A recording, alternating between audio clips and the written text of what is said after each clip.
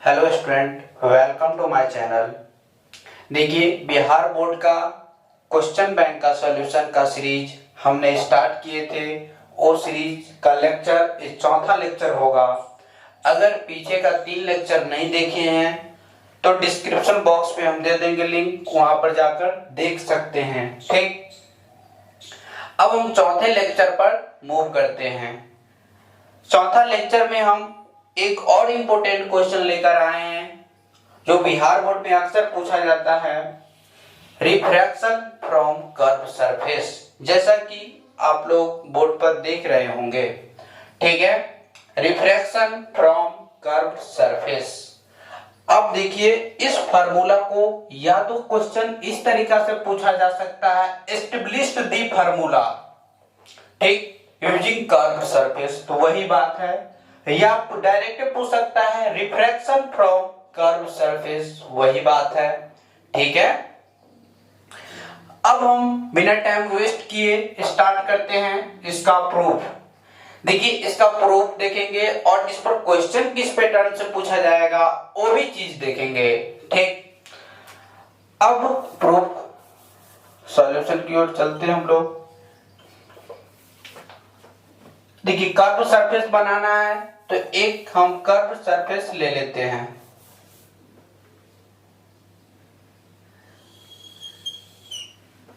ये मेरा curve surface है।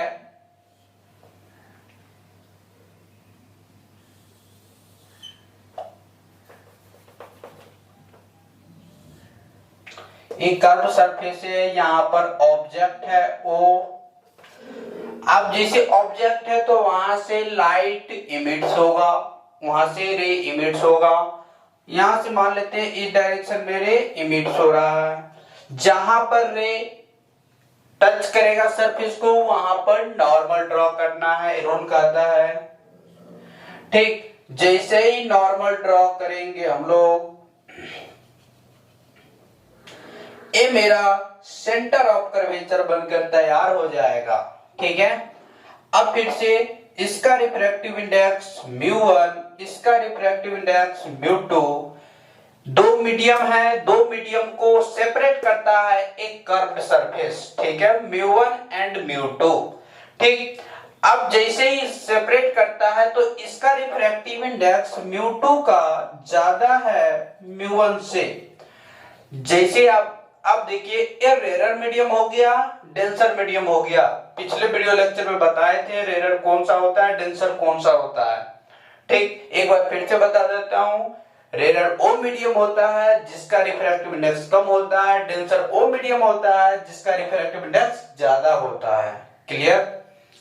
अब ध्यान से देखना है, जैसे ही लाइट इंसिडेंट होगा इस सरफेस पे तो ये नॉर्मल की ओर बेंड हो जाएगा। नॉर्मल की ओर बेंड होगा तो इमेज कुछ ऐसा यहां पर बनेगा आई। ठीक है, इस पॉइंट को P मान लेते हैं, इस पॉइंट को A मान लेते हैं, यहां B मान लेते हैं। ठीक, अब देखिए, ए एंगल को हम अल्फा, इस एंगल को बीटा, इस एंगल को थीटा। अब देखिए, जहां से लाइट इंसिडेंट होगा सरफेस पर तो वो एंगल ऑफ इंसिडेंस होता है आई, और ये एंगल ऑफ रिफ्रैक्शन होता है आर। ठीक है, अब देखिए, इस फिगर के बारे में अगर लिखना होगा वैसे आपको डिस्क्रिप्शन बॉक्स में पीडीएफ का लिंक मिल जाएगा, जाकर डाउनलोड कर देख सकते हैं लिखना कैसे है। ठीक है, तब पर भी यहां पर भी बता देता हूं। देखिए, यहां पर लिखना है, let us consider a curved surface APB, ठीक, are separated through two medium, दो मीडियम को सेपरेट करता है जिसका रिफ्रैक्टिव इंडेक्स μ1 एंड μ2 है। ठीक, अब इसमें हम लोगों को फर्स्ट ऑफ ऑल देखना है इन ट्रायंगल में। देखिए, लिखने का तरीका आपको पीडीएफ बताएगा, जाकर वहां पर डिस्क्रिप्शन बॉक्स में डाउनलोड का ऑप्शन है, कर सकते हैं डाउनलोड। ठीक, अब देखिए, यहां पर अगर हम इस ट्रायंगल में देखें, triangle A O A P, ठीक, अगर इस ट्रायंगल में देखें ओ ए सी में तो क्या हो जाएगा, in triangle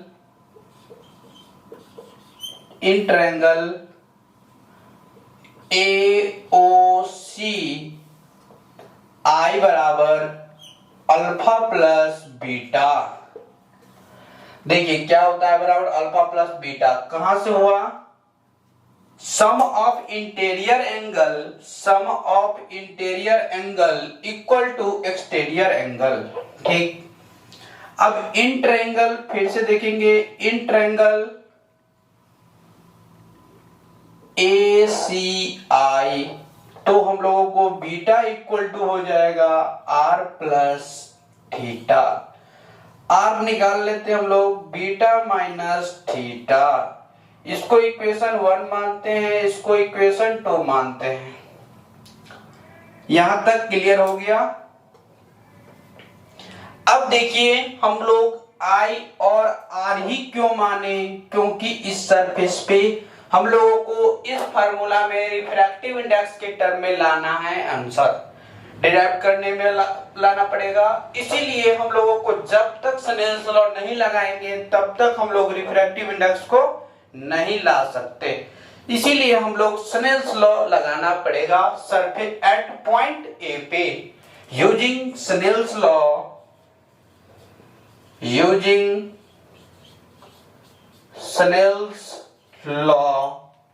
eight a point पर। तो हम लोगों को स्नेल्स लॉ लगाने का तरीका नॉर्मल है, जो मीडियम से लाइट इंसिडेंट हो रहा है या रे इमिट्स हो रहा है उस मीडियम का रिफ्रैक्टिव इंडेक्स जहां पर इंसिडेंट हो रहा है वो नॉर्मल के साथ जो एंगल बनता है, जो वो नॉर्मल एंगल लेना पड़ेगा। तो μ1 into sine I equal to μ2 into sine R। ध्यान से एक शॉर्ट ट्रिक का वीडियो बनाया है 1 मिनट का, वहां पर जाकर देख सकते हैं हम स्नेल्स लॉ का याद करने का तरीका। ठीक, अब ये हो गया। अब यहां पर हम लोग थोड़ा वैल्यू, अब देखिए जब हम पैरेक्सियल रे के कॉन्सेप्ट से लेंगे, पैरेक्सियल रे प्रिंस वाले वीडियो में भी बताएं पैरेक्सियल रे का कॉन्सेप्ट, जब रे हम लोगों को प्रिंसिपल एक्सिस के साथ वेरी क्लोज रहता है और बहुत छोटा एंगल बनाता है। जब कोई भी रे आपको प्रिंसिपल एक्सिस के साथ वेरी क्लोज रहता है और बहुत छोटा एंगल बनाता है, दैट रे इज कॉल्ड पैरेक्सियल रे, और एक कहलाता है पैरेक्सियल रे। ठीक, तो अब देखिए जैसा ही एंगल छोटा होता है तो उस कंडीशन में साइन I बहुत छोटा होगा, तो हम उसको I के बराबर लिख सकते हैं। फॉर पैरेक्सियल रे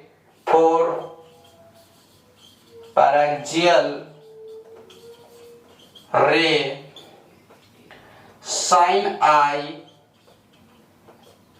I के बराबर हो जाएगा और साइन R अप्रोक्सीमेटली R के बराबर। ठीक, अब देखिए इस चीज ऊपर वाले चीज को मिटा रहे हैं, वीडियो को पॉज कर नोट्स कर सकते हैं आप। तो हम लोगों को 2 चीज जरूरी है, एक I और एक R।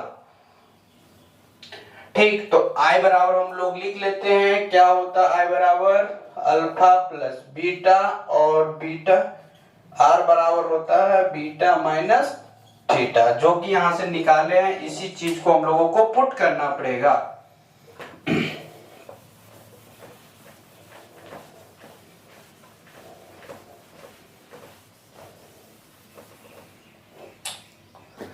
अब ध्यान से देखना है, जैसे ये हो जाएगा μ1 साइन I के बदला हम लोग I लिख सकते हैं, I हो गया। μ2 साइन R के बदला R लिख सकते हैं, I और R का वैल्यू वहां से पुट करना पड़ेगा। μ1 alpha plus beta equal to μ2 R हो जाएगा बीटा माइनस थीटा। ठीक, अब ये हो जाएगा μ1 alpha plus μ2 beta equal to μ2 beta minus μ2 theta. अब देखिए बीटा वाले पार्ट को एक साथ ले लेते हैं, mu one alpha plus mu two theta, mu two beta minus म्यू2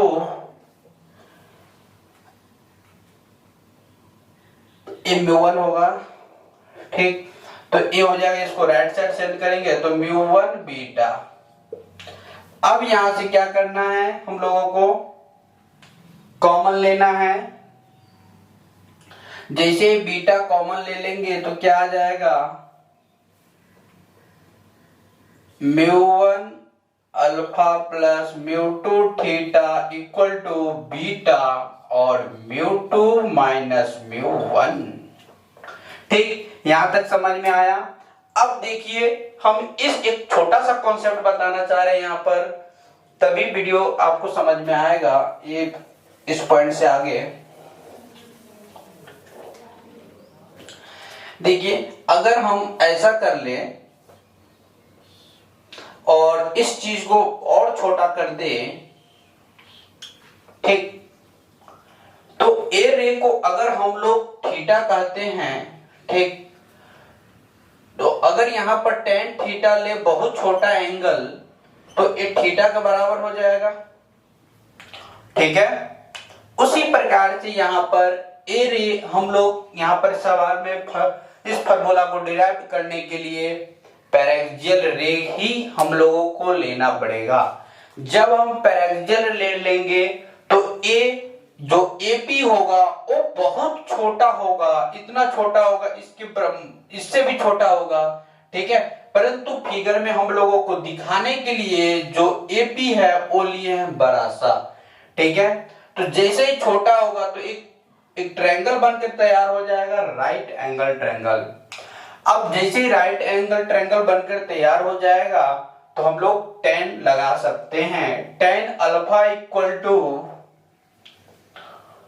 नीचे वाला को मिटा देता हूं,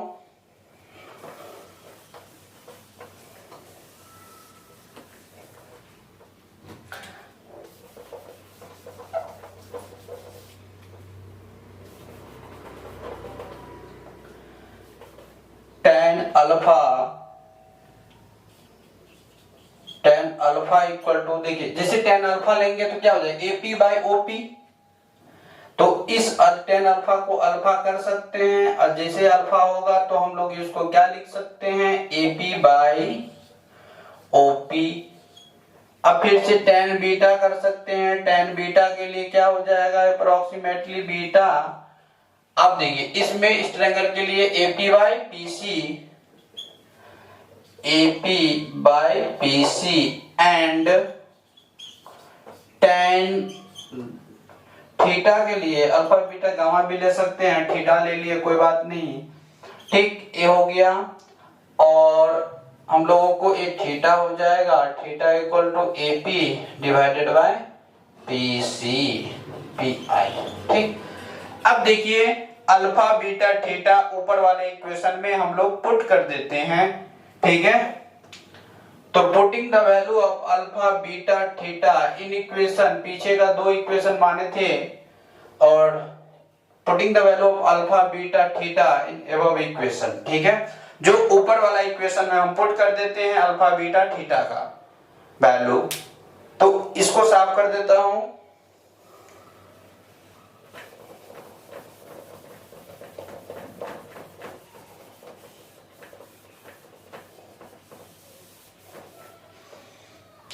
देखिए अल्फा जैसे पुट करेंगे हम लोग यहाँ पर अल्फा का वैल्यू, तो ए म्यू1 अल्फा, तो एपी डिवाइडेड बाय ओपी और ये हो जाएगा प्लस म्यू2 हो गया, थीटा का वैल्यू हो जाएगा AP divided by P I और ये हो जाएगा म्यू2 माइनस म्यू1 और बीटा का value AP divided by PC. ठीक है, अब ध्यान से देखना है, एपी से एपी समाप्त हो रहा है हम लोगों को, तो बच गया क्या, mu one by OP plus mu two by P I equal to mu two minus mu one divided by PC. ठीक, अब इस चीज को मिटा रहे हैं, नीचे वाले पार्ट को, वीडियो को पॉज करके नोट्स कर लीजिए।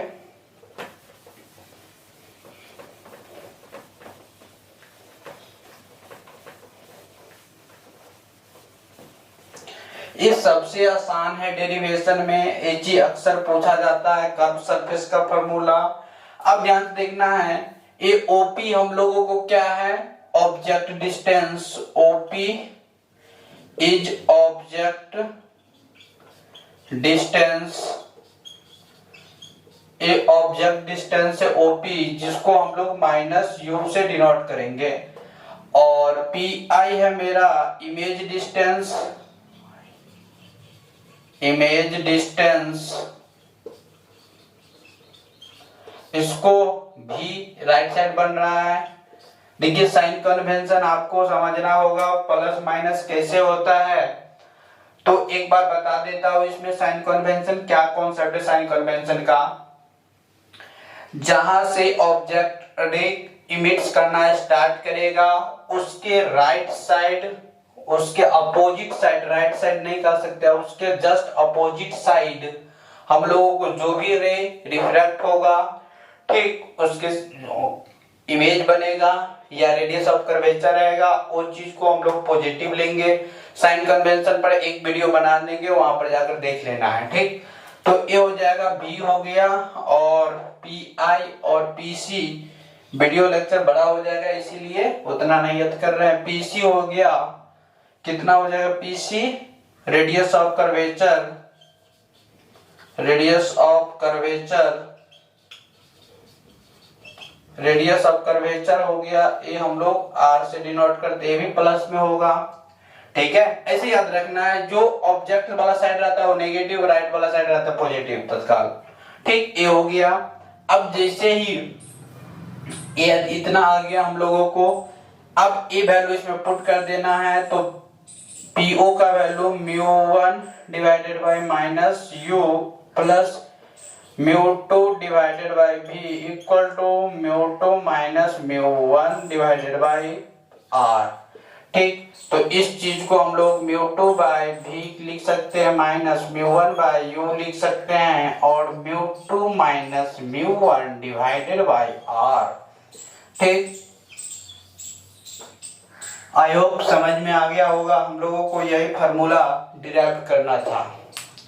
एक बार फिर से हम रिकॉल करवा देते हैं, सो कर याद रखना कैसे है, समझने के लिए तो समझ लिया हम लोग, ठीक है, याद रखना कैसे है, लिखना कैसे है, इसी तरीका से लिखना है। ठीक, तो फर्स्ट ऑफ ऑल हम लोग कर्व सरफेस बनाएंगे। कर्व सरफेस लाइट जैसे ऑब्जेक्ट से रे इमिट्स होगा, वहां पर इंसिडेंट, वहां पर नॉर्मल ड्रॉ करना पड़ेगा सरफेस पर। जैसे ही नॉर्मल ड्रॉ करेंगे कर्व सरफेस, तो उसका सेंटर ऑफ कर्वेचर दे देगा, सेंटर ऑफ कर्वेचर आर दे देता है, रेडियस। ठीक है, radius of curvature, centre of curvature, हम लोगों को centre of curvature, radius of curvature, ये सेंटर ऑफ कर्वेचर है, पीसी हो गया रेडियस ऑफ कर्वेचर। ठीक, तो ये इतना हो गया। अब यहाँ पर हम लोगों को स्नेल्स लॉ लगा देना है। पहले इस ट्रायंगल में देखना है, इस ट्रायंगल में और इस ट्रायंगल में हम लोगों को, क्योंकि डिस्टेंस लाना है इसीलिए ट्रायंगल को देखना पड़ेगा। अब जैसे यहाँ पर ट्रायंगल अल्फा बीटा आ गया, तो हम लोग पहले क्या निकाले थे, आई और अल्फा ही निकाले थे। आई और अल्फा इसीलिए निकाले थे क्योंकि हम लोगों को स्नेल्स लॉ सरफेस पर लगाना था। स्नेल्स लॉ इसीलिए लगाए थे क्योंकि हम लोगों को रिफ्रैक्टिव इंडेक्स लाना था। ठीक, तो रिफ्रैक्टिव इंडेक्स लाने के लिए स्नेल्स लॉ लगाया, स्नेल्स लॉ लगा। इसके बाद एक कंडीशन आ गया, जो कि हम लोगों को ऑब्जेक्ट डिस्टेंस लाना है। ठीक है, object distance PC radius of curvature और पीआई इमेज डिस्टेंस लाना है। तो अल्फा बीटा थीटा का वैल्यू हम लोग अप्रोक्सीमेटली पैरेक्सियल रे से tan थीटा अप्रोक्सीमेटली थीटा के बराबर होगा, tan अल्फा अप्रोक्सीमेटली अल्फा के बराबर होगा, tan बीटा अप्रोक्सीमेटली बीटा के बराबर होगा। एक कॉन्सेप्ट देखे थे। इसके बाद टोटल वैल्यू हम लोग पुट कर दिए थे। जैसे पुट किए तो हम एपी सब में कैंसिल आउट हो गया। कैंसिल आउट होने के बाद इफ रिजल्ट आया ओपी है हम लोगों को ऑब्जेक्ट डिस्टेंस, पीआई है इमेज डिस्टेंस और पीसी है रेडियस ऑफ कर्वेचर। अब देखिए ऑब्जेक्ट डिस्टेंस नेगेटिव है इसलिए नेगेटिव साइन पुट कर दिए, तो ये mu two by mu one भी नीचे नीचे नीचे तक कर म्यू टू बाई भी यहाँ पर लिख दिया और माइनस साइन के साथ यहाँ पर एडजस्टमेंट कर दिए तो फॉर्मूला आ गया। ठीक, देखिए जो भी कोई इस वीडियो को देख रहे हैं प्लीज इस वीडियो को शेयर कर दें। ठीक, जिस बच्चा को जरूरी है, अगर आपके नजर में कोई है ऐसा बच्चा जो इस वीडियो को जरूरी है उसको पास शेयर कर दे please. Thank you for watching.